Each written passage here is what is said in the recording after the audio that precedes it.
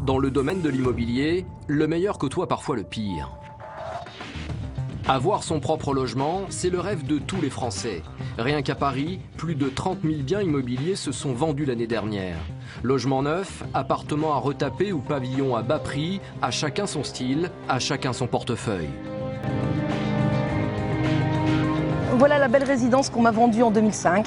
Je vous montre en fait la plaquette qu'on m'avait bien transmise à l'époque. Les gens qui se baignent, l'entrée très paradisiaque. Mais gare aux pièges et arnaques en tout genre, car pour certains, le rêve vire parfois au cauchemar.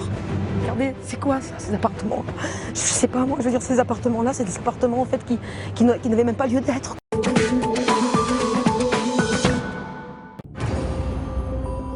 Langon, une petite ville en Gironde, à 40 km au sud de Bordeaux. Patricia Baxalari arrive du nord de la France pour nous raconter comment son investissement immobilier a tourné au cauchemar. En 2005, elle a acheté sur plan à 2 pièces à un opérateur immobilier. Certaine de faire une bonne affaire, elle a signé sans même se déplacer. Mais lorsque l'appartement est livré, Patricia déchante. Bien voilà la belle résidence qu'on m'a vendue en 2005. Une résidence, un domaine idyllique, dans un cadre idyllique, qui ne correspond pas du tout en fait à la réalité. Je vous montre en fait la plaquette qu'on m'avait bien transmise à l'époque. Donc une plaquette avec une très belle piscine, avec un cadre, je dirais, magnifique, tant avec le soleil, les gens qui se baignent, l'entrée très paradisiaque. Sur cette plaquette, vous pouvez voir l'infrastructure très jolie avec de la verdure tout autour. Et c'est ce qui m'a aussi aveuglement en fait, tenté d'acheter en fait, ce produit. Une grande piscine au milieu d'un parc arboré dans une résidence de standing. Le tout dans le sud de la France. Patricia n'hésite pas un seul instant et achète l'appartement de ses rêves. Donc en 2008, je décide, puisque j'étais en vacances pas très loin, je décide de venir voir en fait cet endroit. Et c'est à ce moment-là en fait que j'ai été plutôt désagréablement surprise de voir que ça ne correspondait absolument pas en fait à cette magnifique plaquette qui pour moi était un rêve et qui est devenue depuis un cauchemar. Mais en réalité, tout est différent. 2 ans après la réception de son logement, la résidence se dégrade et Patricia réalise qu'elle s'est peut-être fait avoir. À ma grande déception, voilà ce que j'ai loué, ce que j'ai acheté. Excusez-moi, mais je suis très émue parce que ça m'a coûté beaucoup, tant en termes financiers qu'en termes de santé. Et puis regardez un petit peu, voilà ce qu'on m'a vendu. Regardez ici, les plaquettes, ce qu'on m'a proposé. Regardez.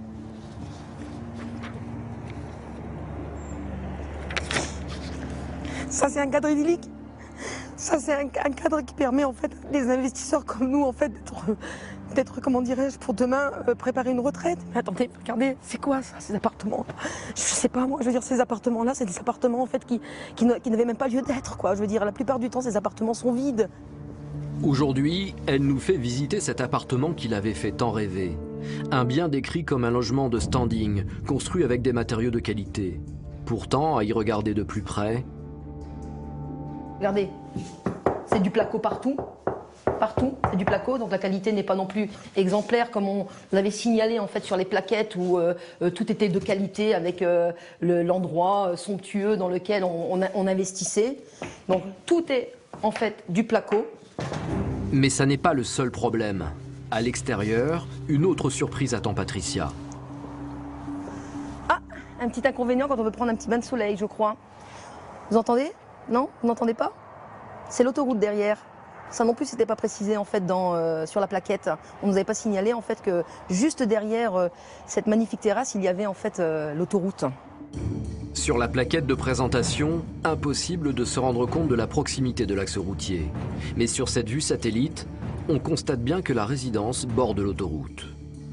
On m'a dit, voilà, on te propose en fait un bien dans lequel tu pourras investir et ton envie depuis longtemps c'est de devenir propriétaire. On a la possibilité de t'offrir en fait quelque chose de paradisiaque sans apporter un centime. Quand elle a signé, Patricia pensait faire un bon placement grâce à la loi de Robien. Un dispositif mis en place pour encourager l'investissement immobilier tout en réduisant les impôts. Alors au départ, il y a eu des locataires pendant plusieurs années, des locataires qui réglaient régulièrement en fait leur loyer. Tout était suivi par le syndic de l'époque, donc je n'avais aucun souci de rentrée d'argent jusqu'au jour où une locataire avait décidé de partir au bout de 2 ans, si mes souvenirs sont bons. Et là, ça a été la descente aux enfers, puisque à ce moment-là, impossible de retrouver de locataire. Un logement vide qui ne lui rapporte rien et lui coûte très cher. Je suis tenue de payer moi-même en fait les mensualités complètes, c'est-à-dire 628 €, sans compter mon appartement en fait dans lequel je vivais à l'époque en Alsace. Prise à la gorge, Patricia tente alors de rembourser l'emprunt bancaire. Mais très vite, elle n'y parvient plus et se voit dans l'obligation de revendre l'appartement. Presque 10 ans à payer pour rien, l'obligation de revendre ce bien à perte. Donc de 123 000 €, je suis passée à 60 000 €, donc j'ai perdu la moitié. La revente de l'appartement pour la moitié de sa valeur ne permet pas à Patricia de se débarrasser de ses dettes. Elle doit donc encore rembourser près de la moitié du prêt bancaire, mais ça n'est pas tout. Elle a aussi perdu le bénéfice de la défiscalisation.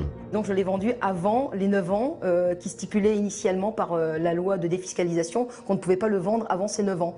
Et comme je l'ai vendu avant ces 9 ans, aujourd'hui les impôts me réclament en plus 25 000 €. Aujourd'hui, en surendettement, Patricia vit toujours avec le regret d'avoir bradé son appartement. Bien qu'il n'y ait plus rien à faire, elle va voir un agent immobilier sur place pour qu'il la renseigne sur les prix pratiqués à Langon en 2016. Bonjour monsieur. Bonjour madame. Patricia Baxalari, merci de m'accueillir. Enchanté. Asseyez-vous. Merci beaucoup, j'avais quelques questions à vous poser en fait. J'avais quelques questions à vous poser concernant l'immobilier à Langon, à savoir de quelle façon en fait l'immobilier se porte à Langon. Parce que j'avais moi-même acheté un appartement en 2005 et il m'a fallu le revendre et je l'ai revendu à perte. Donc j'aimerais un peu connaître la situation de l'immobilier à Langon. Rassurez-vous, vous n'êtes pas la seule. D'accord, eh ben, ça me rassure. Quelle résidence? Volutis, le domaine Volutis, oui. Les routes d'Orient, oui. Absolument. Je connais. Vous connaissez? Oui. Et alors vous en pensez quoi? Mais malheureusement, il y a beaucoup de personnes dans votre cas. Patricia n'a pas de regrets à avoir, elle a même eu de la chance selon l'agent immobilier. Alors, vous n'aurez pas vendu un meilleur prix, madame, pour la bonne raison que vous êtes des centaines à vouloir les vendre. Parce que les gens en ont marre, ça se loue mal, c'est vide, ils sont pas tenus au courant de la gestion et ça n'augmentera pas les prix, loin de là. Dépitée, Patricia comprend qu'elle a payé un appartement largement surévalué.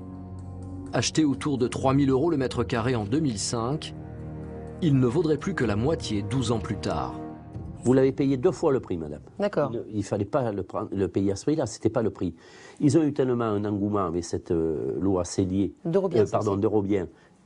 Qu'est-ce qu'ils ont fait? Ils ont augmenté les tarifs, il y a eu de la demande. Vous voyez, vous êtes fait prendre, vous. De Normandie, vous êtes venu à Langon, vous ne connaissez même pas Langon.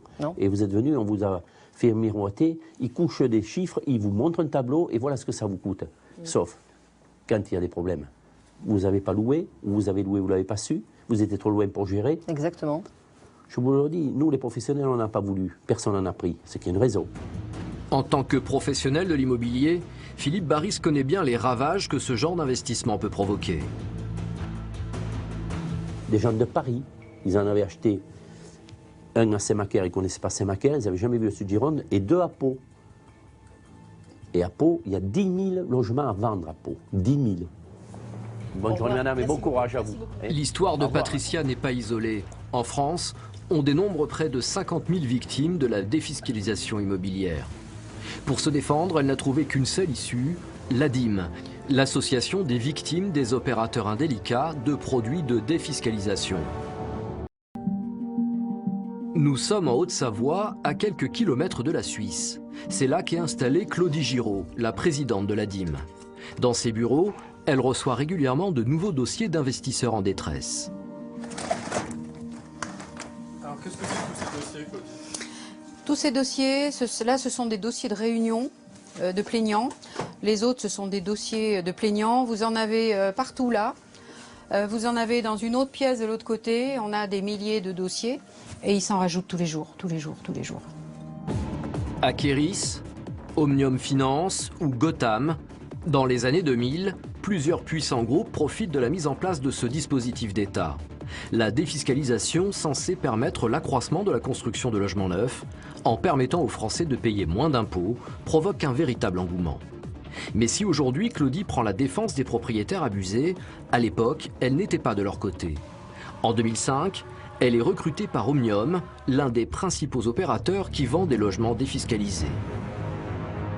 Dans un instant dans Révélation, vous verrez comment Claudie Giraud a ruiné ses proches. Ces personnes, ce sont mes amis,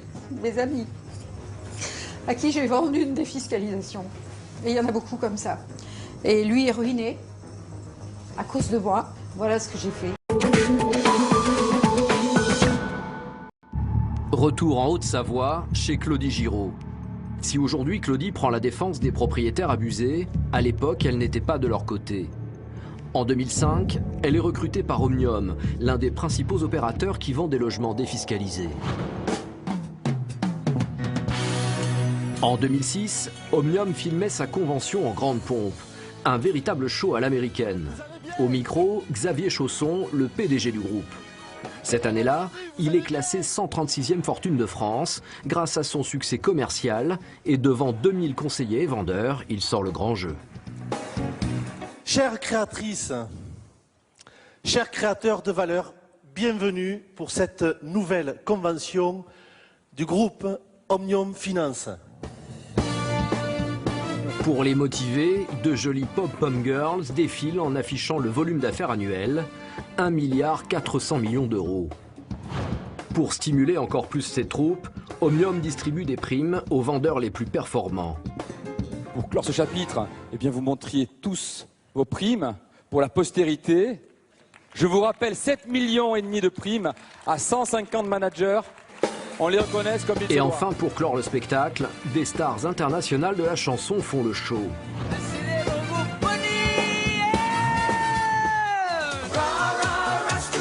Boney M, mais aussi Gilbert Montagnier en duo avec Dave.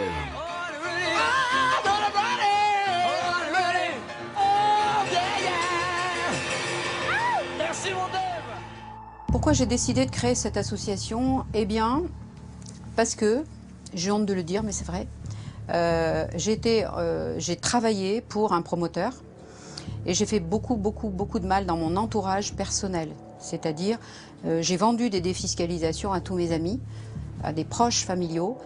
En un an, elle devient l'une des meilleures vendeuses de l'opérateur. Et quand les premiers logements qu'elle a vendus sont livrés, elle découvre qu'ils sont surévalués et souvent construits dans des zones sans potentiel locatif.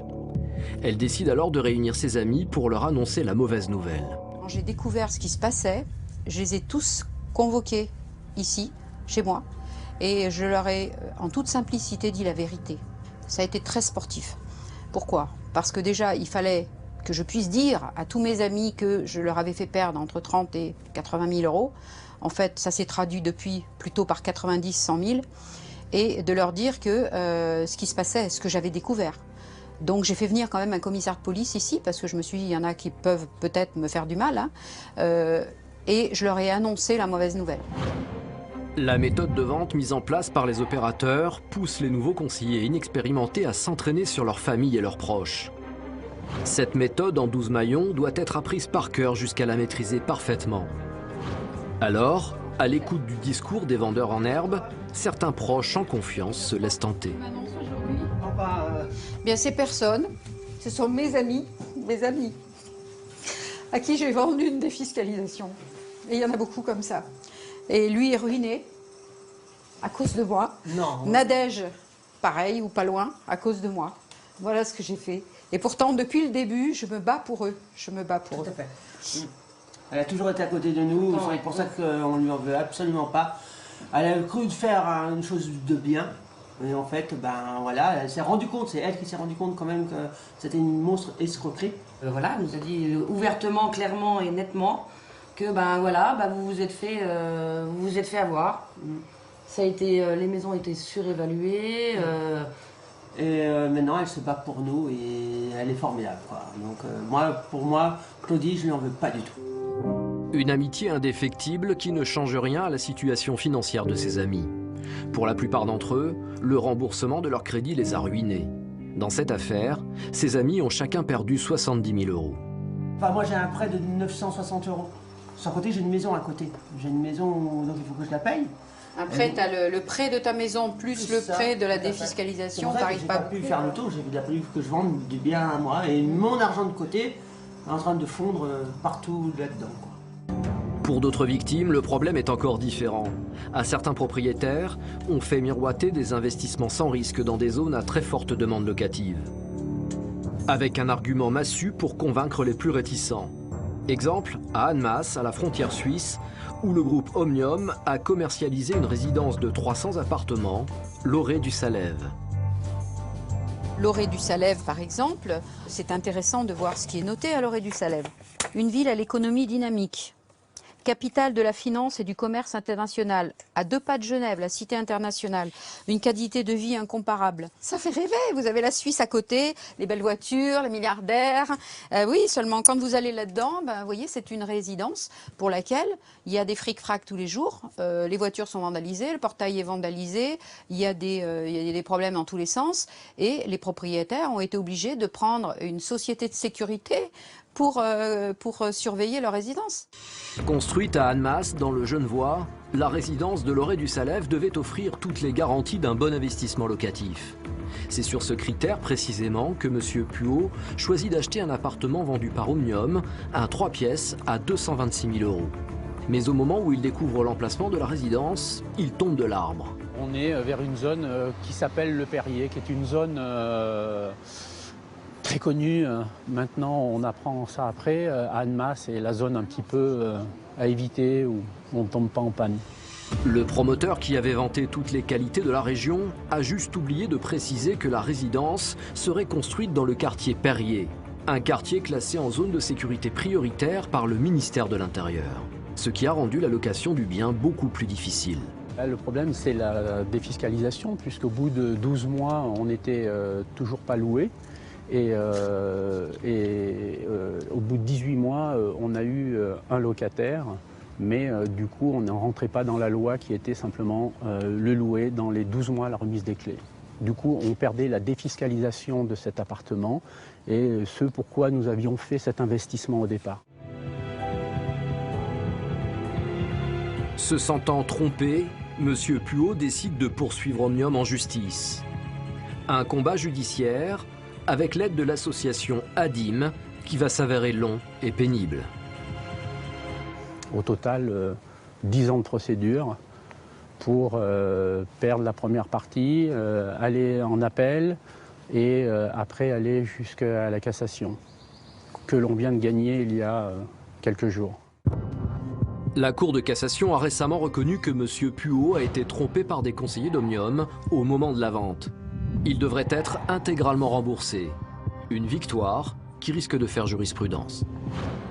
À Toulouse, un dirigeant de la société Omnium a accepté de nous rencontrer pour répondre à nos questions. En bon communicant, Philippe Lozeral tient à nous présenter sa société. Omnium Finance, depuis 25 ans, et à l'origine, est une société de commercialisation de produits d'investissement locatif. Donc nous intervenons en tant que commercialisateurs. Commercialisateur, ça signifie que nous sélectionnons des promoteurs, nous sélectionnons des opérations immobilières avec ces promoteurs et nous les proposons par le biais de notre réseau de mandataires à une clientèle de particuliers essentiellement. Nous avons proposé à Claudie Giraud de décrypter le discours de M. Lozeral. Sur les 35 000 logements que nous avons vendus, on a, pour être très exact, 123 investisseurs qui sont revenus vers nous pour se plaindre et une dizaine d'affaires judiciaires, en l'occurrence 10 pour être très précis, que nous avons perdues, dans lesquelles notre responsabilité, ainsi que celle des autres acteurs, promoteurs, gestionnaires, ont été prises en considération. En qualité de présidente de l'ADIM, je peux dire que ces propos sont complètement faux. Je vais juste vous citer un petit exemple. Simplement dans l'année 2016, je dirais même dans les 2 mois précédents, on est à 21 dossiers en cours de cassation. Et je ne parle pas de tous les tribunaux de grande instance en cours, ni des cours d'appel en cours. Donc on est loin, mais très très très très loin des 10 procès dont parle cette personne. Manifestement, M. Lozeral tente de minimiser le nombre de plaintes déposées contre Omnium. Et lorsqu'on lui parle du cas de Patricia Baccalari, il a de nouveau une réponse qui laisse Claudie perplexe. Lorsqu'elle a acquis ce logement, elle s'est engagée auprès de l'administration fiscale à louer son logement pendant 9 ans pour pouvoir bénéficier de l'économie d'impôt. J'imagine qu'elle a pu bénéficier de l'économie d'impôt pendant les années où elle a gardé son logement. Là, je suis absolument pas d'accord. Je viens d'entendre que Madame Baccalari avait pu bénéficier de 4 ans de défiscalisation avant d'avoir vendu. Or, la loi, elle est très claire. Si vous revendez avant 9 ans et que vous avez bénéficié de quelques années de défiscalisation, vous devez rembourser à l'administration fiscale. C'est-à-dire, vous subissez une requalification fiscale. Le dirigeant d'Omnium tente de nous persuader que les investisseurs sont respectés et qu'en cas de défaut de locataire, ils bénéficient d'une assurance et d'une garantie de loyer. Il était proposé une assurance qui couvrait cette vacance locative et qui était chargée d'indemniser les propriétaires à hauteur du montant du loyer. Alors, je ne sais pas si cette personne-là a souscrit cette assurance, mais en l'occurrence, il existait et il existe toujours une assurance qui permet de couvrir cette vacance. L'assurance en question, l'assurance locative qui devait couvrir les loyers impayés, les absences de locataires, les vacations, cette assurance en fait n'a quasiment rien couvert du tout. Cette assurance s'appelait le GAN. Au début, le GAN a effectivement indemnisé. Ensuite, le GAN s'est retourné et a porté plainte en correctionnel. Effectivement, en 2007, la justice soupçonnait une arnaque à l'assurance sur certains contrats d'assurance loyer impayés souscrits au GAN. Xavier Chausson, le PDG d'Omnium, sera placé en garde à vue et quittera la présidence du groupe. Claudie Giraud, elle, vient d'écrire un livre à paraître sur le sujet. Un ouvrage dans lequel elle promet des révélations.